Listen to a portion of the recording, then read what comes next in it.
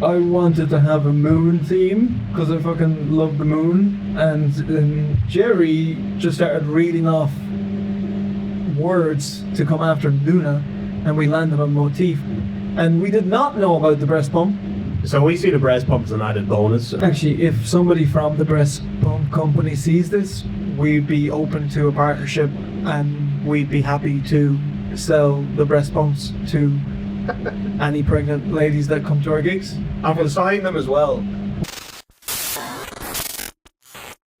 I'm Jerry. I'm the lead guitarist in the band. One of the original members. Yeah, there's not a lot to say about me. Originally from Dundalk, so I'm not a Dubliner. I'm a bit of a culture blow-in. I like to go on walks in the evening and romantic poetry. I'm Jason. I'm the drummer of the band. I'm one of the new members of Luna Motif. I've been drumming for a long time. I've been in a few bands over the years, but I think Luna Motif is the one band that I really want to be in. I'm Adrian, or Adrien, because I come from France, so you pick your favorite. I'm the bassist and back vocalist in Luna Motif. I joined last year and it's been a lot of fun. I also play Dungeons and Dragons and I'm a gamer. I'm Christo, vocalist, lyricist, lunatic frontman. I just love to sing. I'm a bit of a nutcase psychedelic dude that loves mushrooms, if you can tell or not. And I just am intentionally planting mystical seeds in her songs. The name is Shapeless Pursuits. One thing that struck me about writing this EP and the process of recording it, it's abundantly clear that, like, compared to early releases, which aren't bad by any means, our sound has definitely matured, and I think it's a more complete sound. It's fuller. Writing and recording these, we left no stone unturned, so every single second of the music that we wrote had to fight for its life. So it wasn't exactly just a stream of consciousness. Everything was considered and everything was placed. The bridges, the solos, the choruses, everything musically fits together, and we took a lot of extreme care to kind of do that during the recording process. So I think that really elevated it. It kind of brought it to a much more professional level. The feedback has been absolutely phenomenal so far, so I'm really excited to release this and see what the general public thinks of it, but I have very high hopes for this. In terms of what we're saying with this EP, I think it's just showing what it means to be really human, that you can be angry in one moment about something, but then you can also enter into a space of joy. I suppose the funky bits in the songs that get you to dance sort of convey that, and appreciate the simple things like nature, looking up the stars, these types of deeper appreciations for life. So I guess it brings all of that together, and it's just us being authentically ourselves. But as Jerry said, we took our time crafting this and making sure that it wasn't just a stream of consciousness, which in the past has been the case.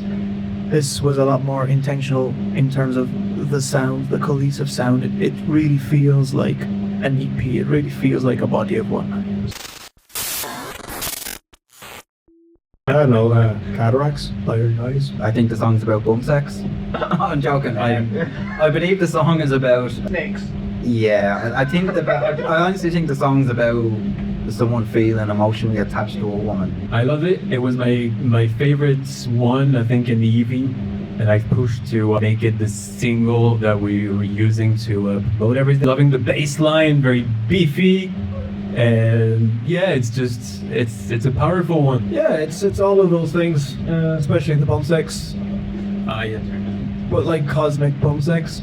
Yeah. Yeah, I suppose you can think of it as like an invocation of cosmic love. It sort of started as something with a woman in mind, but kind of transformed into something that was a lot deeper and universal.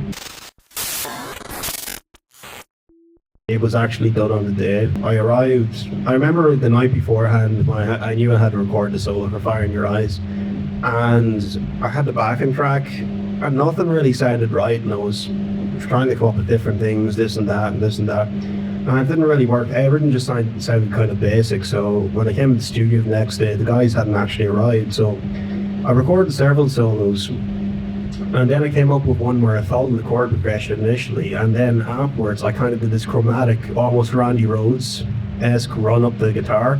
So technically the run up towards the end of the solo, it's great because it doesn't fit over the chords, but it fits phenomenally well with the song, which is what a lot of Randy solos kind of echoed as well. It wasn't about fitting exactly with the chords and exactly with the tonality of the music itself.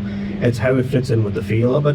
And I recorded that and several others, and that's the one that stood out mostly. And I just recorded that a couple of times and picked the best version, and yeah, it's actually killer. So I'm super happy with how it turned out.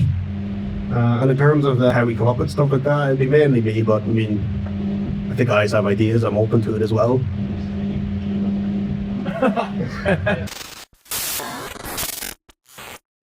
The April Fools, it was my doing. I've removed Christo's vocals and I've put my own parts to make it like a joke, because I've heard the guys doing these kind of jokes of like changing the lyrics, so it was the inspiration of like being funny in that way. I think above all, like, we're just normal people, so any normal person can be serious, they can be passionate, they can even be angry at things, but they can also be very playful and like to have a joke.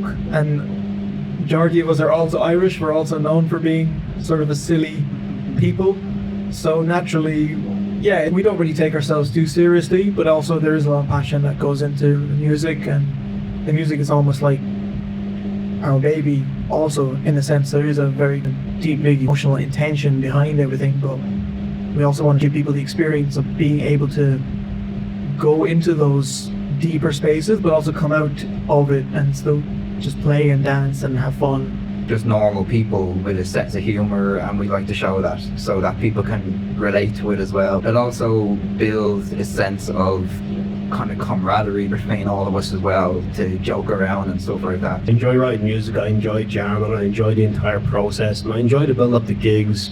Like the most fun thing for me about being in the band is playing in front of a crowd, being absolutely drenched in sweat and just having people have fun. It's such a rush, it's so exhilarating. So being serious and being a band and writing music, it's all fun to me. Gene Pitney, Something's Got a Hold of My Heart, the featuring Mark Almonds. One that everyone would know was probably The Year 3000 by Busted. No way! Yeah, it's an awesome song. The other one is probably the theme tune to Gundam Unicorn. Yeah, that's not bad. That's not bad. My guilty pleasure is Never Gonna Give You Up by Rick Astley. Oh, that's a great song! It's more than a meme, it's a great song, it's funky, it's got everything, and it's inspirational because... More than a meme, it's a statement. Yes, it's not just a Rick roll that you send to people to throw, it's more, it's Beautiful. It's a love letter. I love, and I've been explicit about this on our story, I love Michael Bolton. I think he's one of the greatest singers to ever live. I think his song Said I Loved You But I Lied. He's phenomenal, that fella. I love his voice. I think if we were to cover like something like a guilty pleasure song, I'd love a bit of rock version of Can't You Feel Love Tonight by Elton John. Yeah, we've discussed that. We've discussed that. We have discussed that in length for the past 5 years and we've never done it. For me, the dream festival to play, if you could play any of them, would be Woodstock '99, because just the notoriety of it. To go back in time. If you're halfway decent, your band will be like catapulted to the stratosphere no matter what, just simply for the publicity. Partying with Fred Durst when he was at his prime would be fucking epic as well. End of August, we're headlining Beard for a festival. A festival I'd multi would appear at is Rock in Rio in Brazil. 250,000 to 300,000 people. Wow. Fantastic, and they turn up every time in droves. And South America is huge for rock and metal. I haven't been to a lot of festivals. I think we would be great at the Hellfest in France. Lots of metal bands, but they have a stage with more tribal, stoner bands where I think we would actually be a good fit. So, and it's so much fun there. It's a lot of people too. It's become more mainstream nowadays. Festival I'd like us to play at, rock bands don't usually play.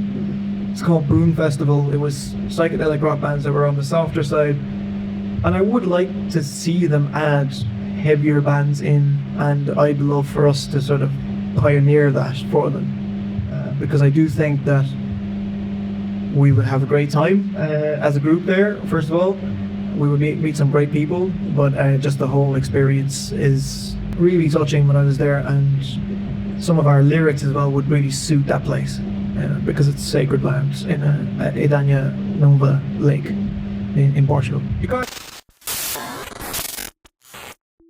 Yeah, probably Fibbers. Then probably Whelan. River Club as well. He had a lot of cool bands there. I remember we played a gig a couple of years back in Dundalk, which is where I'm from, and there was a gang of young lads called Killjoy. Those guys could rock. They were all very accomplished at what they did. So I definitely recommend checking them out. Killjoy. Another cool local band to check out, kind of still local, but they've been doing well for themselves, is Dead Label, which have been making plays on the local scene, and they've been doing really well abroad as well. I don't know if they're still playing, but there was a band called San Rocco that they impressed me when they played, just because the lead singer was different. He sings in a lower octave, and his lyrics are really good. But I kind of like a cross between the Smiths and U2 a little bit, and I just thought that they were pretty good. We thought that mothers would like someone to work out too while they're, breastfeeding or nursing their kids, It's got a nice beat to it, and they can kind of, do steps or pilates while they're doing it. I'm only joking, it just sounds like an exercise song now. I'm retroactively fitting this around it. I have no idea what it was about when we wrote it. It's just a fun song. So what it's actually about, I used to get up at 3 to 4 a.m. or something to go down to a place called the 40 Foot in Dunleary, and I would get into the sea around 5 or 6 a.m. with a bunch of friends of mine. And I guess the song is just about like picking yourself up early and getting out, appreciating nature, connecting with nature. So it's meant to be like a positive rock song where we hear the old adage of, sex, drugs, rock and roll. I've always felt like I wanted our music to be I suppose the healthier side, that show that rock is not just about drugs and sex. It can also be about living a healthy life, connecting with nature, but still rocking out and expressing those emotions. Probably the high point for me is, again, I love being live, and I really love speaking to people afterwards and playing our first festivals and stuff like that. They're the moments to stick, which is, something that kind of indicates that, this could possibly be going somewhere. So they're the high points though, stuck with me. Low points, we've had a number of, changes in the past year and a half, I'd say. At one point, it was just myself and Chris that left, and it was very demoralising. I remember at one point Chris texted me and he said, what are we going to do? Are you still in this? And I said, yeah. And you said, great, me too. Thanks for being in this with me. So that was probably a low point, but it was good to know that we're kind of aligned, that we wanted to keep this going, and we wanted to build something great, and that's when we found the two guys, and the music had been better than ever was. So if anything, now is probably the high point for me, because I'm so excited about the future and I'm so excited about this EP. I think your words texting me back that day was actually, I'm not ready to back it in yet. Yeah. Which is cool. I think the low point was definitely band split, because we have been through a number of lineup changes even since the early days before we came up with the name, but that one felt a bit different because we had written so much music, including this EP, by the way, with those two other lads. That was a challenge, and it took us time to kind of get everything back to where it was. And even when we got back to where we needed to be, the drummer we had at that point then also turned away, so we had to start again. But luckily, like an angel, this bearded angel came into our lives. And then that's been a really high point for me, specifically as well, because I'm a father and he's a father, so I have another father in the band to bond with that understands the struggles of being a father, which is kind of cool. But also because of the fact that he's brought so much energy to the band. He's doing so much for us behind the scenes in terms of organising gigs, promotions, all these types of things. And then this guy has been phenomenal in terms of like the stage presence that he brings. Like look at this style, like he's so stylish. He's definitely sort of like lifted our image, but also he's brought harmonies into the songs, which we didn't have before, and it just adds more texture to the vocals. So to echo what Jerry has said, this really is sort of our high point now, because we finally have a formation that's ready to get out there, to play unforgettable shows, to work on new music, and that'll be the next thing, working on it. a big album together. That will be my next project, just to let you know we're already thinking about that. Listen, Luna Motif, we're now a political band. Make Pluto a planet again. Yeah, Make Pluto great again. Rick and Morty says make it a planet again, so make it a planet. Okay, that's it, Pluto! It took us longer to kind of get established playing live, but I think it gave us a lot of time to hone our craft because we had nothing else to be fucking doing. So.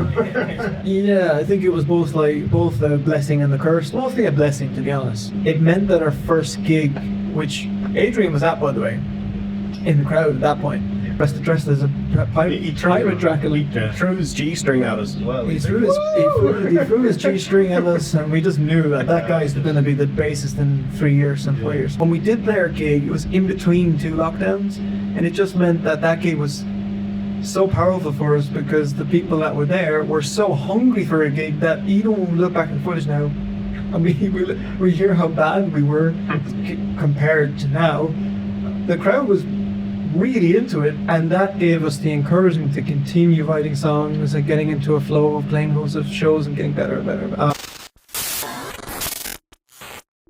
I think it would be some sort of space age skeleton guy or some sort of skull based thing. Reason being because I think we have a bunch of designs. It'd be kind of like our version of Eddie or the Megadeth guy. I can't remember what he's called. We'll call him Frank for now. Frank and Eddie. We could have a Larry that would be like, you know, a skeleton with a space helmet on. That's what I imagine, because it's kind of like, you know, there's metal aspects to it. We're an early band, but we're also kind of space themed, and, you know, we have a lot of spacey vibes, and Luna Motif's name, so we're kind of ethereal and planetary and of Pluto. I'd have a little dog and call it Dudley, who's a bit simple-minded with, like, you know, tongue hanging out, but he goes around like jumping on people's legs, humping them and stuff, like a chihuahua, like a little chihuahua. Yeah, you know, he's constantly bumping into the drum kit and the mic stand, and you know, we're constantly kind of keeping him out of the way, going,